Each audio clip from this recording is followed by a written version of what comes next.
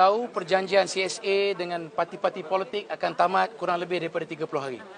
Jadi ianya menjadikan tanda tanya kepada rakyat Malaysia bila pilihan raya akan diadakan. Bagi pendapat saya sudah pasti saya akan sentiasa membawa apa yang dihasratkan oleh parti saya Barisan Nasional untuk pilihan raya diadakan secepat mungkin. Tetapi pada pandangan peribadi saya, selain daripada kita melihat pilihan raya diadakan secepat mungkin, kita juga perlu mengambil peduli tentang isu semasa iaitu keadaan ekonomi kita, keadaan landscape kita dan sebagainya. Sudah pasti ia memainkan peranan yang cukup penting. Dan bagi saya, apabila tiap-tiap parti ingin menceritakan tentang manifesto, saya ingin menceritakan kebenaran. Bila cerita tentang manifesto, saya rasa jutaan rakyat Malaysia tidak percaya pada manifesto yang akan dikeluarkan oleh mana-mana parti politik. Baik daripada Pakatan Harapan, baik daripada Perikatan Nasional, Waimah, daripada parti saya sendiri. Sebab rakyat telah terkesan selepas PRU14 apabila Pakatan Harapan gagal menunaikan manifesto mereka. Jadi sebelum kita nak pergi ke PRU yang akan datang, sudah pasti rakyat ingin melihatkan stability, kestabilan negara kita, masa hadapan negara kita, apa yang negara perlu lakukan untuk meletakkan keutamaan rakyat. Dalam keadaan hari ini, saya rasakan adalah lebih baik sebelum kita menghadapi PRU yang ke-15 akan datang, adalah lebih baik kerajaan membentangkan bajet 2023 dahulu untuk rakyat melihat kesiapsiagaan, untuk rakyat melihat sama ada kerajaan hari ini sudah bersedia untuk terus memimpin negara kita. Bagi saya, masa yang sesuai untuk diadakan PRU yang ke-15, bagi saya selepas pembentangan bajet 2023. Dan bajet 2023 ini tidak semestinya dibentangkan pada bulan 11.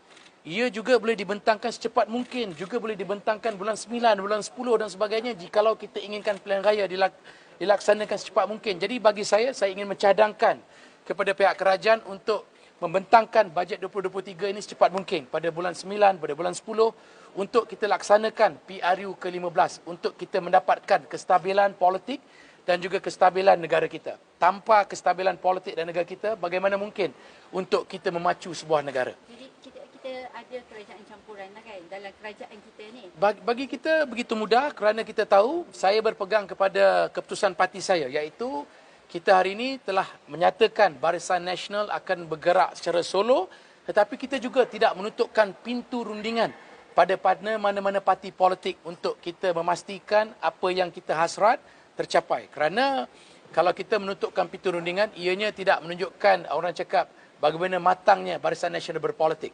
Kerana Barisan Nasional telah berpolitik, salah sebuah parti politik terlama dalam sejarah negara kita, sudah tentu perbincangan ini amat diperlukan. Tetapi semana kita nyatakan, Barisan Nasional akan bergerak solo ke arah PRU ke-15 dan kita mohon bantuan sokongan daripada rakyat Malaysia untuk memberikan mandat kepada Barisan Nasional untuk kita pastikan negara kita kembali stabil, kita pastikan negara kita bergerak maju, kita sambungkan yang tergendala yang di mana kita lihat selepas kita hilang kuasa pada PRU14, banyak perkara-perkara untuk kita membina negara ini terganggu dan tidak dapat diteruskan. Jadi kita ingin meneruskan segala yang tergendala ketika kita hilang kuasa pada PRU14. Jadi saya mohon kepada rakyat bertenang, serahkan kepada pucuk pimpinan Barisan Nasional dan UMNO untuk memikirkan bila masa sesuai untuk melakukan PRU ke-15. Tetapi bagi saya secara peribadi, sudah pasti saya mahukan pilihan raya ke-15 ini dilakukan secepat mungkin untuk kestabilan politik negara kita. Tetapi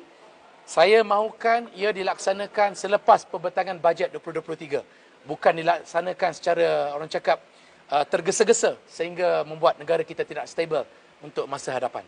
Ada bayangan tak bajet kali ini untuk apa? Bagi saya, rakyat ingin melihat satu ketetapan selepas pandemik, iaitu apa yang kerajaan akan berikan kepada rakyat selepas kita lalui proses pandemik kepada endemik dan sebagainya, apa yang perlu kita bantukan. Bagi saya sudah pasti saya ingin melihat banyak daripada segi bajet tersebut perlu dilihat banyak ke arah kebajikan masyarakat. Saya ingin melihat supaya bantuan rakyat Malaysia seperti zaman Barisan Nasional dahulu dikembalikan. Maknanya kita perlu memberikan balik bantuan terus kepada rakyat secara terus untuk terutamanya golongan B40 dan sebagainya.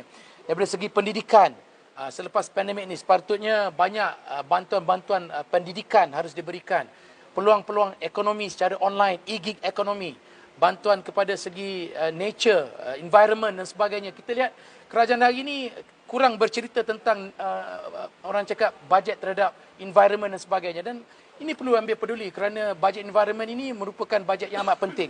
Selain daripada itu juga daripada sudut food security yang perlu diambil peduli kerana hari ini selepas pandemik ini kita lihat negara kita dalam keadaan food security dan ini bajet-bajet yang perlu diletakkan keutamaan.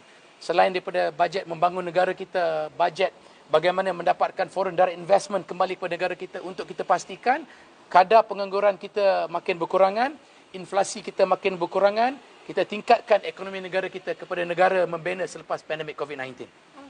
Alright? Okey, terima kasih.